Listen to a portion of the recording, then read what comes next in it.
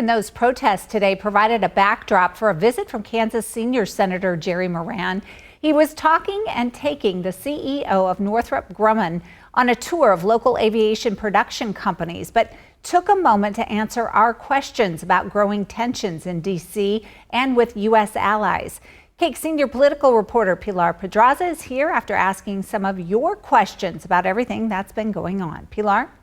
Well, Deb, as headline after headline comes out of D.C., some Kansas voters want to talk to their representatives about what's going on, but many haven't been able to get through to them. So today, we asked questions for them.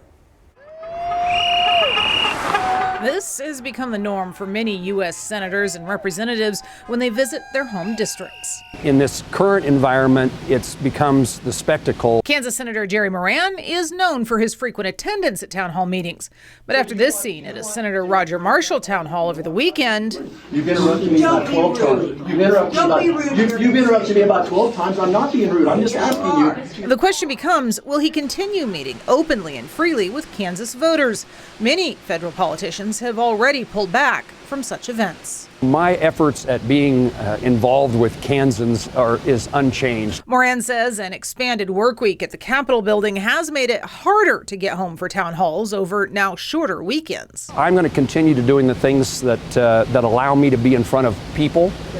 I understand the value of town hall meetings. I don't imagine there's anybody who's had more town hall meetings in Kansas than me. He adds he's interested in substantive conversations, not partisan shouting matches. I think I am serving a useful purpose when I walk a main street and have conversations with people who want to tell me the challenges. And clearly, there are challenges today in Kansans' lives. And to those who want Moran to call for the president's impeachment, he says it's the same thing he heard in 2016 about Donald Trump and in 2020 about Joe Biden.